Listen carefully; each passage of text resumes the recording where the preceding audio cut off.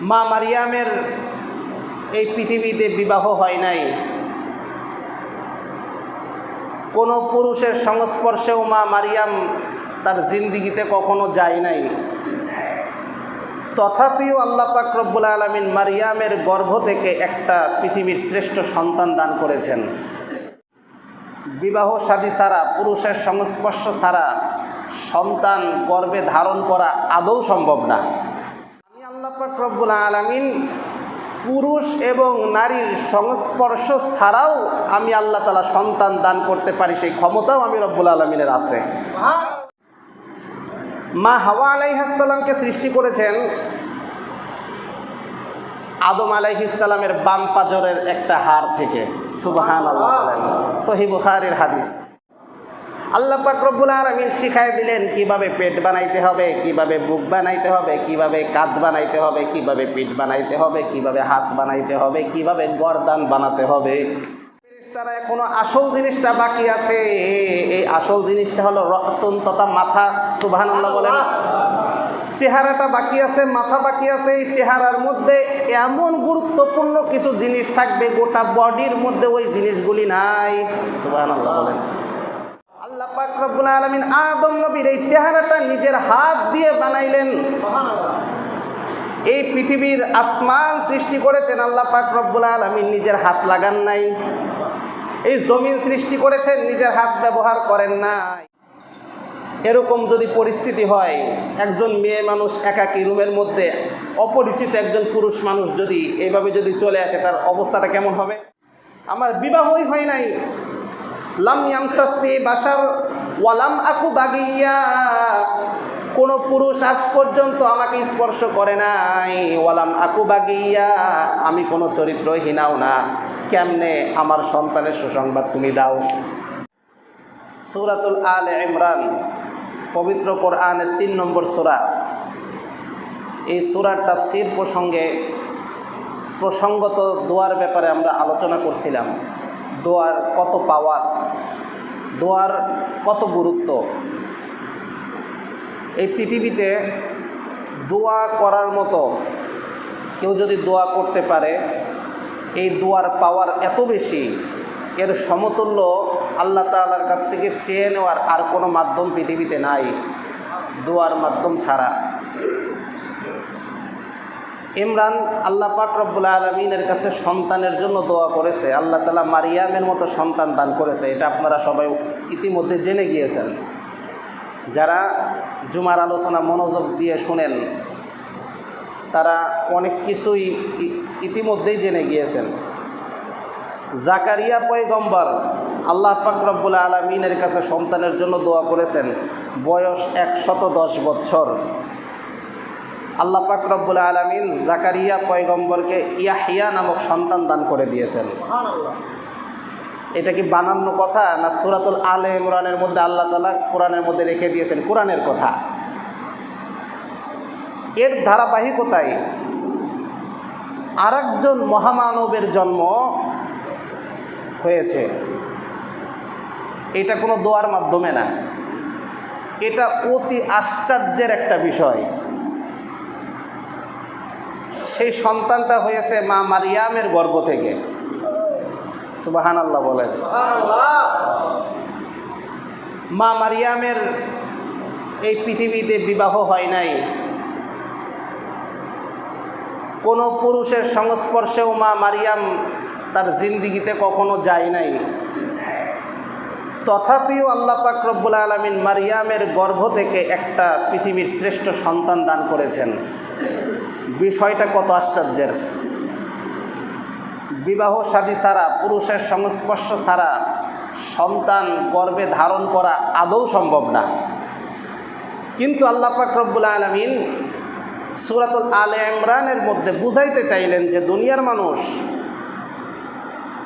ইতিপূর্বে আমি যে আলোচনা করেছি সূরা আলে ইমরানের মধ্যে, ইমরান দোয়া করেছে, এ কারণে ইমরানের স্ত্রীর গর্ভে মারিয়ামকে দান করেছি।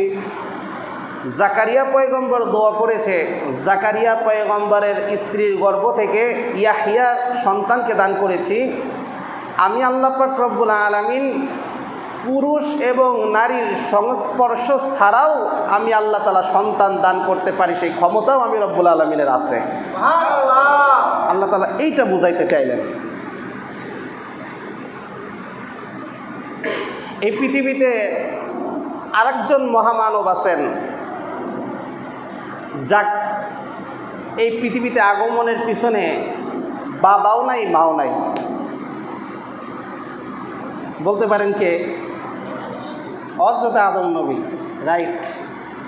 আদম আলাইহিস সালামকে আল্লাহ তাআলা যে সৃষ্টি করেছেন, আদম নবীর বাবাও নাই মাও নাই, পিতা মাতা বিহীন আল্লাহ পাক রব্বুল আলামিন আদম আলাইহিস সালামকে সৃষ্টি করেছেন। মা হাওয়া আলাইহিস সালামকে সৃষ্টি করেছেন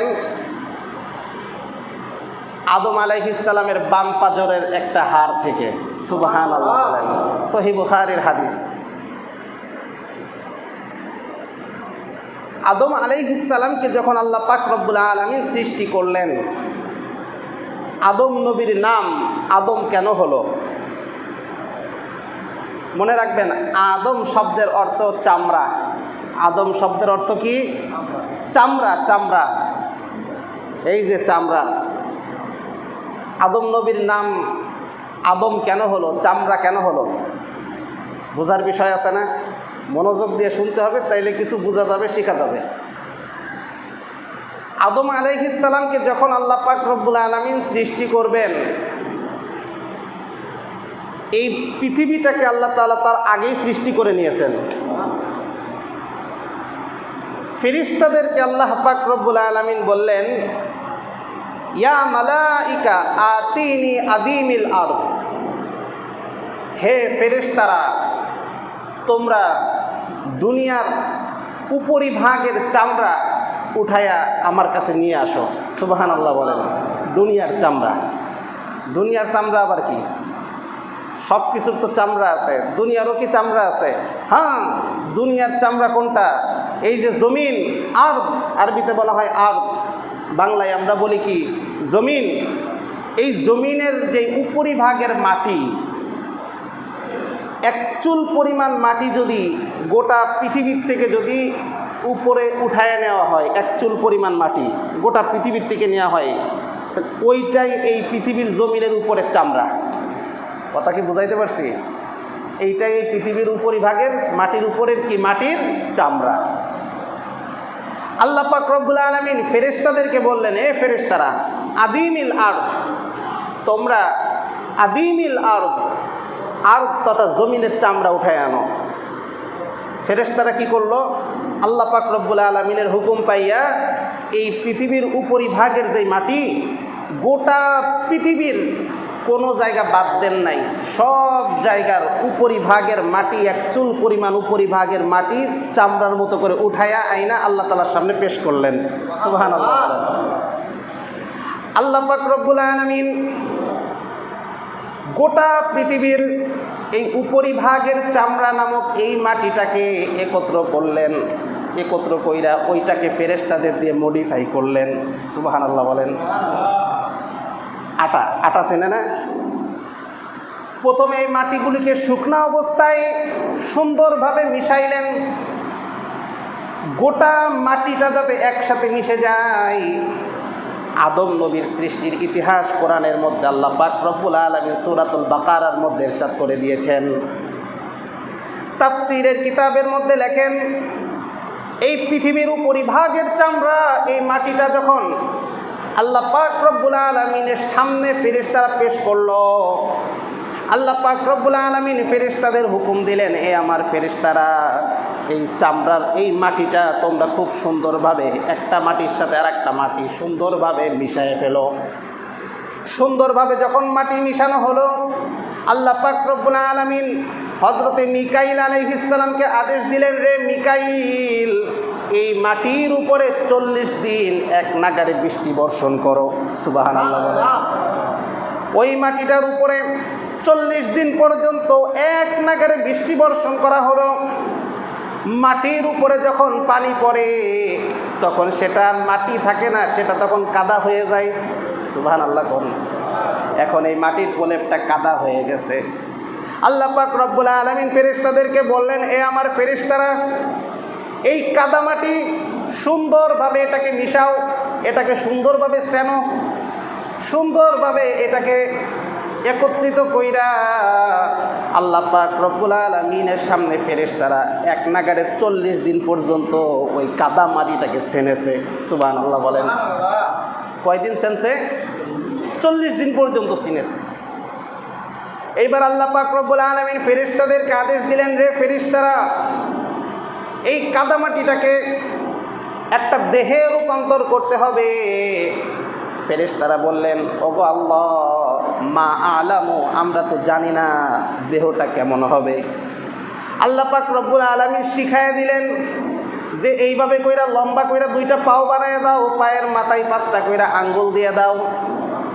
আল্লাহ পাক রব্বুল আলামিন শিখাই দিলেন কিভাবে পেট বানাইতে হবে, কিভাবে বুক বানাইতে হবে, কিভাবে কাঁধ বানাইতে হবে, কিভাবে পিঠ বানাইতে হবে, কিভাবে হাত বানাইতে হবে, কিভাবে গর্দান বানাতে হবে। এইভাবে গর্দান পর্যন্ত, পায়ের তালু থেকে নিয়ে গর্দান পর্যন্ত এই জায়গাটাকে আল্লাহ পাক রব্বুল আলামিন ফেরেশতাদের মাধ্যমে তৈরি করলেন। সুবহানাল্লাহ। এইবার ফেরেশতারা বলে, ওগো আল্লাহ, আপনি যে আদম সৃষ্টি করতে চেয়েছেন ওই আদম কি সৃষ্টি হয়ে গেছে? আল্লাহ পাক রব্বুল আলামিন বলেন, না, আসল জিনিস এখনো বাকি আছে। কেবল তো পা থেকে নিয়ে গলা পর্যন্ত হয়েছে, আসল জিনিসটা এখনো বাকি আছে। ফেরেশতারা মনে করেছে এতটুকুই মনে হয়, এতটুকুর নামে মনে হয় আদম। এই গলা পর্যন্ত, পা থেকে নিয়ে গলা পর্যন্ত সৃষ্টি করেছেন, এর মধ্যে আল্লাহ পাক রব্বুল আলামিন হাত লাগান নাই, শুধুমাত্র ফেরেশতাদের দিয়া তৈরি করেছেন। এইবার ফেরেশতারা আল্লাহ পাক রব্বুল আলামিনের কাছে বললেন, ওগো আল্লাহ, কাইফা ইয়াখলুকু আদম, আদম পরিপূর্ণভাবে সৃষ্টি হবে কেমনে? আল্লাহ পাক রব্বুল আলামিন বলেন, ফেরেশতারা এখনো আসল জিনিসটা বাকি আছে। এই আসল জিনিসটা হলো রসুন তথা মাথা। সুবহানাল্লাহ বলেন। চেহারাটা বাকি আছে, মাথা বাকি আছে। এই চেহারার মধ্যে এমন গুরুত্বপূর্ণ কিছু জিনিস থাকবে, গোটা বডির মধ্যে ওই জিনিসগুলি নাই। সুবহানাল্লাহ বলেন। চেহারার মধ্যে এত গুরুত্বপূর্ণ কিছু বিষয় থাকবে যে বিষয়গুলি গোটা বডির মধ্যে নাই। ফেরেশতারা বললেন, ওগো আল্লাহ, এই চেহারাটা আমরা কেমনে বানাবো? আল্লাহ পাক রব্বুল আলামিন ফেরেশতাদেরকে বললেন, রে আমার ফেরেশতারা, এতক্ষণ পর্যন্ত যা তোমরা বানিয়েছো এটা তোমাদের পক্ষে সম্ভব ছিল, কিন্তু এখন যে চেহারাটা তৈরি হবে এই চেহারাটা বানানোর ক্ষমতা তোমাদের কোনো ফেরেশতাদের নাই। অতঃপর বুখারীর হাদিসের মধ্যে এসেছে, খালাকাল্লাহু আদামা বিয়াদিহি। সুবহানাল্লাহ বলেন। আল্লাহ পাক রব্বুল আলামিন আদম নবীর এই চেহারাটা নিজের হাত দিয়ে বানাইলেন। এই পৃথিবীর আসমান সৃষ্টি করেছেন আল্লাহ পাক রব্বুল আলামিন, নিজের হাত লাগান নাই। এই জমিন সৃষ্টি করেছেন, নিজের হাত ব্যবহার করেন নাই। পাহাড়, পর্বত, গ্রহ, নক্ষত্র যা কিছু আছে এগুলির কোনো কিছু সৃষ্টি করতে আল্লাহ পাক রব্বুল আলামিন তার নিজের হাত ব্যবহার করেন নাই। কেবলমাত্র আল্লাহ পাক রব্বুল আলামিন হাতে গোনা কয়েকটা জিনিস তৈরি করতে যাইয়া আল্লাহ তাআলা নিজের হাত ব্যবহার করেছেন। তার মধ্যে 1 নম্বরে আল্লাহ পাক রব্বুল আলামিন আদম নবীর চেহারাটা বানানোর সময় তার নিজের হাত ব্যবহার করেছে। এমনভাবে আল্লাহ তাআলা চেহারাটা তৈরি করলেন, ফেরেশতাদেরকে বললেন, আমার ফেরেশতারা, এই পৃথিবীতে আদম নবীর চেহারাটা আমি এমনভাবে তৈরি করব, এই আদম নবীর দেহ থেকে কিয়ামত পর্যন্ত কোটি কোটি কোটি কোটি কোটি কোটি মানুষ এই পৃথিবীতে আসবে। কোনো মানুষের চেহারার সাথে কোনো মানুষের চেহারার কোনো দিন মিল হবে না। এই কুদরতটা কেবলমাত্র আমি রব্বুল আলামিনের হাতের মধ্যে আছে, তোমাদের কারো হাতের মধ্যে এই কুদরতটা নাই। এই কারণে পৃথিবীতে বর্তমান সময়ে প্রায় 650 কোটির উপরে মানুষ আছে। এই 650 কোটি মানুষের চেহারার সাথে একজনের চেহারার সাথে আর একজনের চেহারা হুবহু মিল পাওয়া যায় না। যদি কেউ যমজ হয়, যমজ হওয়ার পরেও কিন্তু চেহারার মধ্যে পার্থক্য বিদ্যমান থাকে। শুধু চেহারা নয়, শুধু চেহারা নয়, এই যে চোখ, একজন মানুষের চোখের সাথে আরেকজন মানুষের চোখ কোনোদিন মিলবে না। একজন মানুষের নাকের সাথে আরেকজন মানুষের নাক কোনোদিন মিলবে না, একজন মানুষের কানের সাথে আরেকজন মানুষের কান কোনোদিন মিলবে না, একজন মানুষের ডিএনএর সাথে আরেকজন মানুষের ডিএনএ হুবহু কখনো মিলে না। সুবহানাল্লাহ। এই কারণে গুরুত্বপূর্ণ জায়গাটা আল্লাহ পাক রব্বুল আলামিন তার নিজের হাত দ্বারা তৈরি করলেন। এই কারণে হাদিস শরীফের মধ্যে ইরশাদ হয়েছে, রাসূল আরবি সাল্লাল্লাহু আলাইহি ওয়াসাল্লাম বলেন, হে আমার সাহাবীরা, খুব খেয়াল কইরা শোনো, মানুষকে যদি কখনো শাসন করতেও যদি হয়, কেউ যদি কারোর সাথে মারামারি লাগেও যদি কখনো কোনো মানুষের চেহারায় আঘাত করো না। সুবহানাল্লাহ বলেন। কারণ এই চেহারাটা, মানুষের চেহারাটা আমি রব্বুল আলামিন, আমার আল্লাহ পাক রব্বুল আলামিন তার নিজের হাতের ছোঁয়া দিয়ে সৃষ্টি করেছেন। এই কারণে মানুষের চেহারায় কখনো আঘাত করতে হয় না। আর আমরা যদি ঝগড়া লাগে, মারামারি লাগে, প্রথমে আঘাত কোথায়? প্রথমেই চেহারার মধ্যে। বক্সিং দেয় কোথায়? নাকের মধ্যে প্রথমেই বক্সিং মারে। অথচ এই চেহারার মধ্যে আঘাত করতে হয় না, কারণ এখানে মহান রব্বুল আলামিনের কুদরতি হাতে সে ছোঁয়া লেগে আছে। প্রশ্ন থেকে যায়, এক জায়গার মাটি হইলেই তো আদম সৃষ্টি হয়ে যায়, তো গোটা পৃথিবীর সব জায়গার মাটির প্রয়োজন কেন হলো? এটা একটা প্রশ্ন। উত্তর, অ্যান্সার, আল্লাহ পাক রব্বুল আলামিন বলেন, ফেরেশতারা, এই আদম নবীকে আমি রব্বুল আলামিন মানব জাতির প্রথম কোয়ালিটি হিসাবে সৃষ্টি করছি, কিন্তু আদম নবীর ওরসের মধ্যে কিয়ামত পর্যন্ত যত সন্তান পৃথিবীতে আসবে, সমস্ত সন্তানকে আদম নবীর পিঠের মধ্যে আমি রব্বুল আলামিন ঢুকাইয়া দিছি। এই কারণে পৃথিবীতে মানুষ জাতি, মাটির যেরকম বিভিন্ন প্রকারণ হয়, মানুষের প্রকারণও বিভিন্ন রকমের হয়। গোটা পৃথিবীর সব জায়গার মাটি কি এক কালারের হয়? কোনো জায়গার মাটি হয় সাদা, কোনো জায়গার মাটি হয় কালো, কোনো জায়গার মাটি একটু শ্যামলা ধরনের, কোনো জায়গার মাটি একটু ময়লা ধরনের। আদম নবীকে আল্লাহ পাক রব্বুল আলামিন গোটা পৃথিবীর সব জায়গার মাটি দিয়ে সৃষ্টি করেছেন।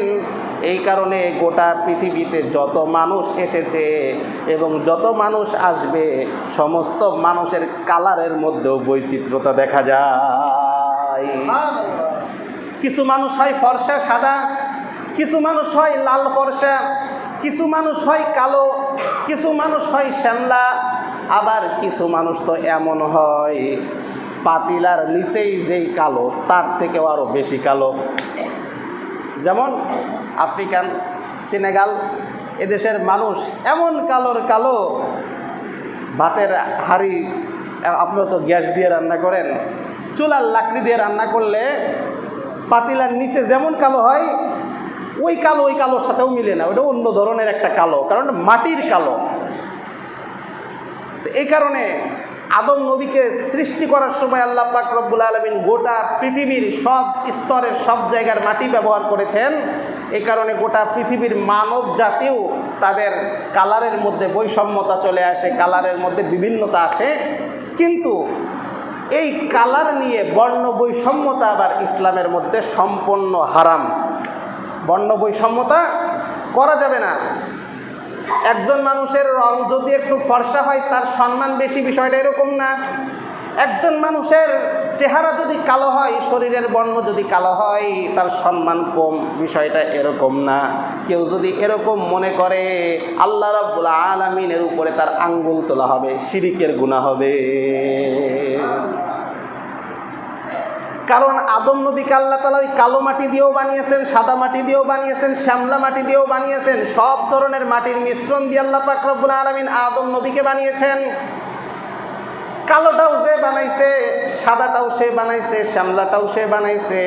এই কারণে কোনো মানুষের রঙের বৈষম্যতার কারণে, রঙের বিভিন্নতার কারণে তার ইজ্জতের উপরে যদি কেউ হানা দেয়, তার শিরিকের গুনাহ হবে। কারণ সব সৃষ্টি কেবলমাত্র রব্বুল আলামিনের নিজের কুদরতি হাতে সৃষ্টি করেছেন। আল্লাহ তাআলার কোনো সৃষ্টির মধ্যে কেউ যদি এইভাবে আঙ্গুল তোলে, তার কিসের গুনাহ হবে? শিরিকের গুনাহ হবে। আর কোরআনের আয়াতের মধ্যে আল্লাহ পাক রব্বুল আলামিন বলেন, ইন্নাল্লাহা লা ইয়াগফিরু আন ইউশরাকা বিহি, নিশ্চয় আল্লাহ পাক রব্বুল আলামিন শিরিকের গুনাহ কোশ্চিনকালেও ক্ষমা করবেন না। আলোচনার বিষয় হচ্ছে আল্লাহ পাক রব্বুল আলামিন বাবা মার মাধ্যমে যেরকম মানুষ সৃষ্টি করেন, বাবা মা ছাড়াও সৃষ্টি করেন, আবার বাবা ব্যতীত শুধু মার মাধ্যমেও আল্লাহ পাক রব্বুল আলামিন মানব সৃষ্টি করতে পারেন। যে আলোচনা চলছিল, আল্লাহ পাক রব্বুল আলামিন মা মারিয়াম আলাইহিস সালাম উনার গর্ভ থেকে একটা সন্তান এই পৃথিবীতে আল্লাহ পাক রব্বুল আলামিন মুজিজা স্বরূপ, রব্বুল আলামিনের নিদর্শন স্বরূপ আল্লাহ পাক রব্বুল আলামিন দান করবেন। ওই সন্তানটার নাম কি বলেন তো?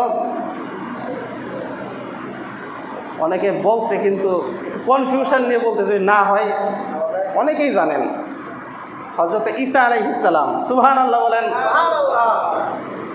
আমাদের নবীর আগের নবী ঈসা পয়গম্বরের পরে এই দুনিয়াতে কেবলমাত্র আমাদের নবী, শেষ নবী মুহাম্মদ আরবি সাল্লাল্লাহু আলাইহি ওয়াসাল্লাম পৃথিবীতে এসেছেন, আর কোনো পয়গম্বর মাঝখানে ছিলেন না। এই ঈসা আলাইহিস সালামকে আল্লাহ পাক রব্বুল আলামিন মা মারিয়ামের গর্ভে দান করেছেন। কিভাবে দান করেছেন, এইটা হচ্ছে আজকের আলোচনার বিষয়। মারিয়াম আলাইহিস সালামের থাকার জায়গা কোথায় হয়েছিল বলেছিলাম? বাইতুল মুকাদ্দাস মসজিদের মেহরাবের সাথে একটা ঘর তৈরি করা হয়েছিল। আমাদের অবস্থা এমন হয়েছে, আলোচনা এক কান দিয়ে শুনি আর এক কান দিয়ে বের করে দিই, মনে থাকে না। অত সেই বিষয়গুলি মনে রাখার দরকার। মুসলিম হিসাবে ইসলামের ইতিহাস, কোরআনের কিছু কথা আমাদের সবার মনে রাখা দরকার। আজগবি কিচ্ছা কাহিনী অনেকের মনে থাকে, যেগুলি কোরআন হাদিসের কোনো ভিত্তিই নাই, রং চং মেরে বলে, এগুলি খুব ভালো মনে থাকে। কিন্তু সরাসরি কোরআনের ভিতরে যে ইতিহাসগুলি এসেছে, এগুলি আমাদের শুনলে মজাও লাগে না, মনেও থাকে না, অথচ এগুলি মনে রাখার দরকার। বাইতুল মুকাদ্দাস মসজিদের মেহরাব, এই যে এটাকে বলা হয় কি মেহরাব, এই মেহরাবের সঙ্গে রুম তৈরি করে দেওয়া হয়েছিল মা মারিয়াম আলাইহিস সালামের। বিবাহ শাদী হয় নাই, ওইখানে রব্বুল আলামিনের ইবাদত বন্দিগি করে। আর বাইতুল মুকাদ্দাস তথা মসজিদুল আকসা, জেরুজালেমের মসজিদ, যেই মসজিদ নির্মাণ করেছেন হজরতে সুলাইমান আলাইহিস সালাম, দুই একজনের মনে আছে। আলোচনা হিট করতেছে না। গতকালকে হুজুর আলোচনা করছিলেন যে এই আলোচনা ওয়াজ কলবে লাগাইতে হবে। বিষয়টা বোঝা গেছে? এটা কোথায় লাগাইতে হবে? কলবে লাগাইতে হবে। কান সুখের নাম কোনো ওয়াজ বা আলোচনা না। আলোচনার মাধ্যমে যদি কিছু শেখা যায়, জানা যায়, আমল করা যায়, জীবনের পরিবর্তন হয়, সেটার নাম হলো ওয়াজ। এটা ছাড়া বাকি যা আছে সব কি আওয়াজ। মারিয়াম আলাইহিস সালাম একদিন গোসল করে তার হুজরার মধ্যে বসে তাসবিহ তাহলিল আদায় করতেছে। ইতিমধ্যে একজন আগন্তুক অপরিচিত মানুষ, যাকে মারিয়াম জীবনে কোনোদিন দেখে নাই, এমন একজন মানুষ মারিয়ামের হুজরার মধ্যে প্রবেশ করছে। হুজরার দরজা লাগানো, উপরে সিলিং সবই ঠিক আছে, কোনো জায়গায় কোনো ফাঁক ফোক ছিদ্র কিছুই নাই, কিন্তু রুমের মধ্যে আগন্তুক একজন মানুষ হঠাৎ করে সে দণ্ডায়মান হয়ে গেছে। এরকম যদি পরিস্থিতি হয়, একজন মেয়ে মানুষ একাকী রুমের মধ্যে, অপরিচিত একজন পুরুষ মানুষ যদি এইভাবে যদি চলে আসে, তার অবস্থাটা কেমন হবে? মারিয়াম আলাইহিস সালাম তো তাকওয়াবান, পরহেজগার, সে তো আরও বেশি ভয় পেয়ে গেছে যে কোত্থেকে আসলো। মারিয়াম এই পুরুষটাকে দেখার সাথে সাথেই বললেন, ক্বালাত ইন্নী আউযু বিররহমানি মিনকা ইন কুনতা তাকিয়া। কে তুমি? ইন্নী আউযু বিররহমান, আমি রব্বুল আলামিনের কাছে তোমার থেকে পানা চাইতাছি, যদি তোমার ভয় থাকে, তুমি যদি আল্লাহকে ভয় করে থাকো, তাহলে এখান থেকে বের হয়ে যাও। লোকটা প্রতিমধ্যে মারিয়ামকে জবাব দিয়ে বললেন, ক্বালা আনা রাসূলু রাব্বিক, আমি তোমার রবের পক্ষ থেকে একজন বার্তাবাহক। সুবহানাল্লাহ বলেন। এরপরে এমন একটা কথা বলছে, শুইনা মারিয়াম আসমান থেকে পড়ছে। কি বলে? লি আহাবালাকি গুলামান জাকিয়া, আমি তোমাকে একটা পুত্র সন্তানের সুসংবাদ দিতে এসেছি। সুবহানাল্লাহ কইবেন না নাউজুবিল্লাহ কইবেন? সুবহানাল্লাহ তো আমরা বলছি, আমরা তো বিষয়টা বুঝতেছি। মারিয়াম এই কথা শোনার পরে কি সুবহানাল্লাহ বলবে না নাউজুবিল্লাহ বলবে না আস্তাগফিরুল্লাহ বলবে? মারিয়াম তো শুই না বলতেছে আস্তাগফিরুল্লাহ আস্তাগফিরুল্লাহ। এটা বলে কি? আমার বিবাহই হয় নাই, লাম ইয়ামসাসনি বাশার, কোন পুরুষ, সূরা মারিয়ামের মধ্যেই আলোচনা এসেছে, সূরাতুল মারিয়াম, লাম ইয়ামসাসনি বাশার ওয়া লাম আকু বাগিয়া, কোনো পুরুষ আজ পর্যন্ত আমাকে স্পর্শ করে নাই, ওয়ালাম আকু বাগিয়া, আমি কোনো চরিত্রহীনাও না। কেমনে আমার সন্তানের সুসংবাদ তুমি দাও? আমি তোমার কাছে ভয় করছিলাম ছোটটার, তুমি তো বড়টার ভয় দেখাইতেছো, ঠিক কিনা? ছোটটার ভয় পাচ্ছিলাম, তুমি তো বড়টার ভয় দেখাচ্ছ। এ কথা যখন ওই আগন্তুক মানুষটাকে বললেন, আচ্ছা আগন্তুক মানুষটাকে, তার একটা পরিচয়ের ব্যাপার আছে না? এই লোকটা আসলে কে আসলো?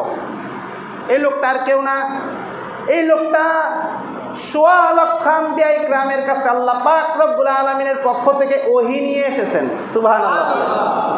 ইনি কোনো মানুষ না, ইনি হযরতে জিবরাইল আলাইহিস সালাম, ফেরেশতা। ফেরেশতাদের কোনো জৈবিক চাহিদা নাই, ফেরেশতাদের কোনো পানাহারের প্রয়োজন নাই, ফেরেশতাদের কোনো ঘুমানোর প্রয়োজন নাই। আল্লাহ পাক রব্বুল আলামিন কোনো একজন ফেরেশতাকে কোনো জৈবিক চাহিদাও দান করেন নাই। ওরা নারীও না, ওরা পুরুষও না, ওরা হিজড়াও না, ওরা আল্লাহ পাক রব্বুল আলামিনের পক্ষ থেকে সম্মানিত ফেরেশতা। সুবহানাল্লাহ বলেন। সম্মানিত ফেরেশতা, নূরের তৈরি। ফেরেশতাদেরকে আল্লাহ তাআলা কি দিয়ে তৈরি করেছেন? নূরের তৈরি। এই জিবরাইল ফেরেশতা মানুষের সূরতে আল্লাহ পাক রব্বুল আলামিন সূরাতুল মারিয়ামের মধ্যে ইরশাদ করেন, ফাআরসালনা ইলাইহা রূহানা ফাতামাসসালা লাহা বাশারান সাওয়্যা। আল্লাহ পাক রব্বুল আলামিন বলেন, ফাআরসালনা ইলাইহা, আমি মারিয়ামের রুমের মধ্যে পাঠাইছি আমার পক্ষ থেকে একজন বার্তাবাহক, ফাতামাসসালা লাহা বাশারান সাওয়্যা, আর সে একজন মানুষের বেশে মারিয়ামের পক্ষের মধ্যে প্রবেশ করেছে। মারিয়াম যখন ভয়ে থরথর করে কাঁপতেছে, চোখ দিয়ে অঝরে পানি বের হচ্ছে, কেমন সংবাদ তুমি শুনাইলা? আমার বাবা দীর্ঘদিন পর্যন্ত বাইতুল মুকাদ্দাসের ইমামতি করেছেন ইমরান, আমি হচ্ছে তার মেয়ে, আর আমার খালু জাকারিয়া পয়গম্বর বর্তমান জমানার নবী। সুবহানাল্লাহ বলেন। একজন নবীর বাগ্নী হইয়া, একজন ইমামের মেয়ে হয়ে যদি আমার এই অবস্থা জেরুজালেমের মানুষ যদি শোনে, জুতার বাড়ি একটাও নিচেই পড়বে না, ঠিক কিনা? একটাও কি নিচেই পড়বে? মারিয়াম কাঁদতেছে, শরীরটা থরথর করে কাঁপতেছে। ওই ফেরেশতাটা জিবরাইল আমিন মারিয়ামকে আশ্বস্ত করে বলতেছে, রে মারিয়াম, ভয়ের কোনো কারণ নাই, চিন্তার কোনো কারণ নাই, একটা সুসংবাদ তুমি শুনে রাখো। কি সুসংবাদ? আল্লাহ পাক রব্বুল আলামিন সূরাতুল আলে ইমরানের মধ্যে বর্ণনা করছেন, ওয়া ইয ক্বালাতিল মালাইকাতু ইয়া মারইয়ামু ইন্নাল্লাহা আসতাফাকি ওয়া তাহহারাকি ওয়াসতাফাকি আলা নিসাইল আলামিন। সুবহানাল্লাহ। ফেরেশতা জিবরাইল বলতেছেন, ইয়া মারইয়ামু, হে মারিয়াম, ইন্নাল্লাহা আসতাফাকি, নিশ্চয়ই আল্লাহ পাক রব্বুল আলামিন তোমাকে মনোনীত করেছেন। ওয়া তাহহারাকি, তুমি নিজের সতীত্বের ব্যাপারে জেরুজালেমের মানুষের কাছে তুমি ভয় পাচ্ছ, অথচ তুমি শুনে রাখো, ওয়া তাহহারাকি, স্বয়ং রব্বুল আলামিন তোমার ইজ্জতের ব্যাপারে বলতেছেন। সুবহানাল্লাহ বলেন। তোমার মতো পবিত্র, ওয়াসতাফাকি আলা নিসাইল আলামিন, বর্তমান গোটা পৃথিবীতে যত নারী সমাজ আছে, তোমার মতো পবিত্র কোনো নারী এই পৃথিবীর জমিনে নাই। জিবরাইল ফেরেশতা বলতেছে। এই কথাটা বলার পরে জিবরাইল ফেরেশতা আরো বললেন, ইয়া মারইয়াম কুনুতি লিরাব্বিকি ওয়াসজুদি ওয়ারকাই মা'আর রাকিঈন। হে মারিয়াম, উকনুতি, আল্লাহকে ভয় করতে থাকো, আরো বেশি ইবাদতের মাত্রা বানায় দাও। ওয়াসজুদি, আল্লাহ তাআলার পায়ে তুমি সিজদা করতে থাকো। ওয়ারকাই মা'আর রাকিঈন, আর বেশি বেশি করে নামাজের মাধ্যমে রব্বুল আলামিনের সামনে তুমি রুকু করতে থাকো। মানে নামাজকে বাড়ায় দিতে বলছে, ইবাদতকে আরো বাড়ায় দিতে বলছে। মারিয়াম আলাইহিস সালাম, এই ফেরেশতা জিবরাইল ওনাকে চিনতে পারে নাই। মারিয়াম আলাইহিস সালাম বললেন, ওয়াজটা একটু পরে কইরা যে বিপদের খবর দিছো এই সম্বন্ধে একটু আমার আশ্বস্ত করো। আমি বুঝলাম আমি পবিত্র, আমি বুঝলাম আল্লাহ তাআলা আমাকে মনোনীত করেছেন, কিন্তু স্বামী ছাড়া আমি নির্জন এই ঘরের মধ্যে বসবাস করি, আমার পেটে যদি সন্তান আসে, জেরুজালেমের মানুষ দেখলে আমার কি অবস্থা হবে, এই ব্যাপারে একটু আমার আশ্বস্ত করো, আমার কি অবস্থা হবে। ফেরেশতা জিবরাইল তখন মারিয়ামকে আশ্বস্ত করার জন্য বললেন, হে মারিয়াম, চিন্তার কোনো কারণ নাই, ভয়ের কোনো কারণ নাই, তোমাকে আমি আরও কিছু সুসংবাদ শোনাচ্ছি। আমার আল্লাহ তাআলা আমার কিছু সুসংবাদ জানাইয়া দিয়েছেন তোমাকে বলার জন্য। সুবহানাল্লাহ। বলে, তোমার পেটে যেই সন্তানটা আসবে এই সন্তানের কিছু বৈশিষ্ট্য তাহলে তুমি শোনো। মারিয়াম বলে, কি বৈশিষ্ট্য?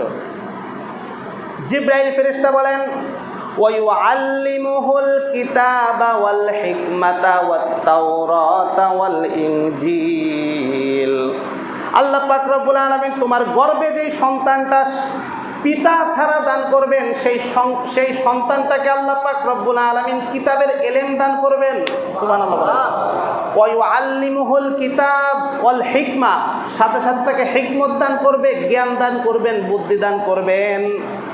ওয়াত তাওরাত ওয়াল ইনজিল, এবং তাওরাত এবং ইনজিল এই দুইটা কিতাবের সমস্ত জ্ঞান এই তোমার গর্ভের শিশুটাকে আল্লাহ পাক রব্বুল আলামিন দান করে দিবে।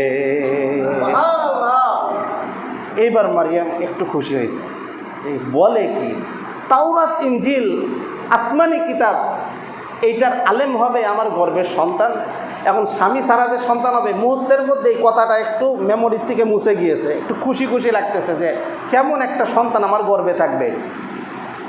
ফেরেশতা জিবরাইল বলতেছে, হে মারিয়াম, সুসংবাদ এখনো শেষ হয় নাই, আর একটু শুনবা। মারিয়াম বলে, যদি আরও কিছু থাকে শোনান, এখন তো একটু সাহস লাগতেছে। সুবহানাল্লাহ বলেন। এখন একটু সাহস লাগতেছে। তখন ফেরেশতা জিবরাইল বললেন, ওয়া রাসূলান ইলা বানি ইসরাঈল। সুবহানাল্লাহ বলেন। বলে, তোমার গর্ভ থেকে যেই সন্তানটা আসবে, ওয়া রাসূলান, সে রাসূল হবে, সে নবী হবে, বানি ইসরাঈল, বনি ইসরাঈল জাতির নবী হবে। সুবহানাল্লাহ বলেন। এইবার মারিয়াম লাফ দিয়ে উঠছে। কোনো মা যদি আগে এই সংবাদ পায় যে আমার গর্ভ থেকে যেই সন্তানটা আসবে এই সন্তানটা এই দেশের বাদশা হবে, তাহলে মার কেমন লাগবে? কোন নবীর কাছে কোনো বাদশার সাথে কোনো নবীর তুলনা হয়? রাজা বাদশা কিছুই না, নবী হবে। তাও কাদের নবী? বনি ইসরাঈল জাতির নবী হবে। যেই জাতি সম্পর্কে তুমি ভয় পাচ্ছ, যেই জাতি তোমাকে ধিক্কার দিবে, তবে মনে রেখো হে মারিয়াম, তোমার এই সন্তানটা এমন সন্তান, ওয়া রাসূলান ইলা বানি ইসরাঈল, বনি ইসরাঈল জাতির নবী হবে তোমার গর্ভের এই সন্তানটা। মারিয়াম বলতেছে, আরও কি কিছু আছে? সুবহানাল্লাহ বলেন। আরও কি কিছু আছে? জিবরাইল ফেরেশতা বলতেছে, আরও কিছু শুনতে চান? বলে, আরও কিছু থাকলে বলেন। এইবার জিবরাইল বলতেছে, আরও কিছু আছে। সুবহানাল্লাহ বলেন। আলোচনা বুঝেন না? আপনাদের কি আনন্দ লাগে না? আরও কিছু আছে। বলে, কি আছে? আন্নী কদ জিতুকুম বিআয়াতিম মির রাব্বিকুম আন্নী আখলুকু লাকুম মিনাত তিনি কাহাইআতিত তায়রি ফাআনফুখু ফীহি ফায়াকুনু তায়রাম বিইজনিল্লাহ। বুঝেন নাই তো কি বলছে? যদি বুঝতেন আমি বুঝাই দেই। বলে, তোমার সন্তানটা এমন একটা সন্তান হবে, শুধু নবী এই পর্যন্তই শেষ না। আখলুকু লাকুম মিনাত তিন কাহাইআতিত তায়র, তোমার এই সন্তানটা মাটি দিয়া মাটির পাখি বানাবে। আর এই মাটির পাখির মধ্যে আল্লাহ তাআলার হুকুমে যখন একটা ফু দিয়ে দিবে, তাজা পাখি হইয়া আকাশে ওড়া শুরু করে দিবে। মাটি দিয়ে পাখি বানাইয়া, কদে জিতুকুম কাহাইআতিত তায়রি, তৈরুন শব্দের অর্থ পাখি, কাহাইআতিত তায়র ফাআনফুখু, এই পাখির মধ্যে ফু দিবে, ফাতাকুনু তায়রাম বিইজনিল্লাহ, মুহূর্তের মধ্যেই পাখিটা তাজা একটা পাখি হয়ে আকাশে উড়তে শুরু করে দিবে। মারিয়াম বলে আরো কি কিছু আছে? জিব্রাইল বলে আরো আছে। সুবহানাল্লাহ কোন? আরো আছে। বলে কি? ওয়া উবরিউল আকমাহা ওয়াল আবরাসা ওয়া উহয়িল মাউতা বিইজনিল্লাহ। বলে তোমার সন্তানটা এমন পাওয়ারওয়ালা সন্তান হবে, বনি ইসরাইল জাতির মধ্যে যদি কেউ কোনো জন্ম থেকে অন্ধ থাকে, যাদেরকে বলা হয় জন্মান্ধ, মানে অন্ধ হয়েই জন্ম নিছে, পরবর্তীতে কোনো কিছু চোখ কানা হয়েছে, বিষয়টা এমন না। জন্মই হয়েছে কি নিয়ে? অন্ধত্ব নিয়ে, চোখে দেখে না, এরকম কানা। বলে ওয়া উবরিউল আকমাহা ওয়াল আবরাসা, কোনো জন্মান্ধ ব্যক্তির চোখের উপর দিয়ে যদি তোমার সন্তানটা তার পবিত্র হাত বোলায়া দেয়, হাতটা বোলায়া দিতে দেরি হবে, পূর্ণ সুস্থ চাক্ষুষ্মান মানুষের মতো তার দেখতে 1 মিনিট দেরি হবে না, অন্ধত্ব দূর হয়ে যাবে। বলে মারিয়াম এবার বলতেছে আরো কি কিছু আছে? জিব্রাইল ফেরেশতা কয় আর একটা বলি, এরপরে আর বলবো না। আর একটা বলি, এরপরে আর বলবো না। আর একটা এমন মারাত্মক, ওয়া উহয়িল মাউতা বিইজনিল্লাহ, তোমার গর্ভ থেকে যেই সন্তানটা আসবে, এমন একটা সন্তান আসবে যেই সন্তানটা মৃত ব্যক্তি না, মরে গেছে কত শত হাজার বছর আগে, কোনো ঠিক নাই, এরকম কোনো কবরের সামনে যদি দাঁড়ায়, আর ওই কবরের সামনে দাঁড়ায় যদি বলে কুম বিইজনিল্লাহ ওয়া উহয়িল মাউতা বিইজনিল্লাহ, কোনো কবরের সামনে দাঁড়ায় যদি বলে হে কবরের অধিবাসী, আল্লাহর নামে তুমি উঠে যাও, 1000 বছর আগের লাশ যে মরে গেছে, কবর ফেরে তাজা মানুষের মতো উঠে দাঁড়ায় তোমার সন্তানের সাথে কথা বলতে থাকবে।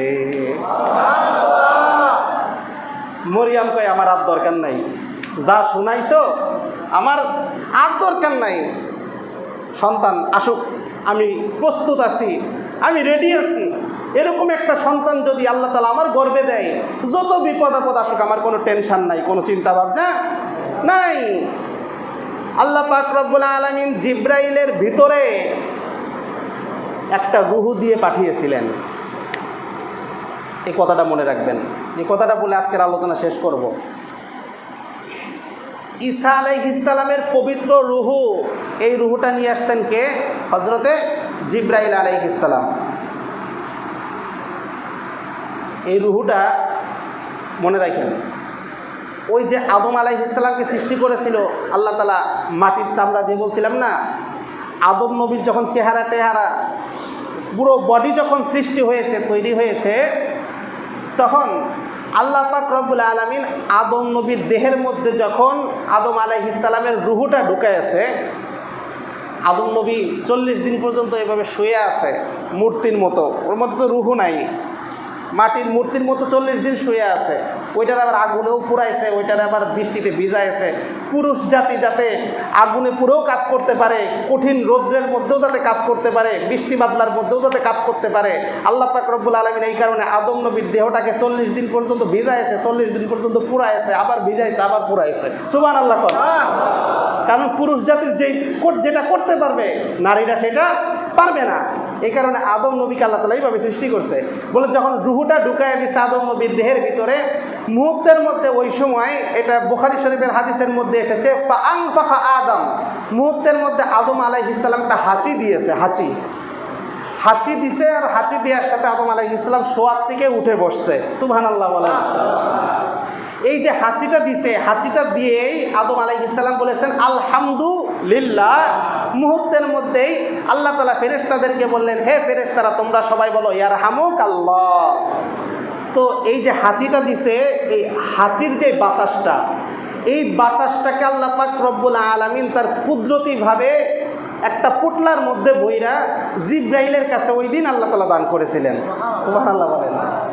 আদম নবীর হাঁচির সাথে যেই বাতাসটা বের হয়েছিল পোটলার মধ্যে, আল্লাহ পাক রব্বুল আলামিন জিব্রাইলকে দান করেছিলেন, বলছিলেন হে জিব্রাইল এই পোটলাটা তোমার কাছে রাইখা দাও, শেষ জমানায় হাজার হাজার হাজার হাজার বছর পরে এই পোটলার মধ্যে কি বৈশিষ্ট্য এটা প্রকাশ করব। সুবহানাল্লাহ বলেন।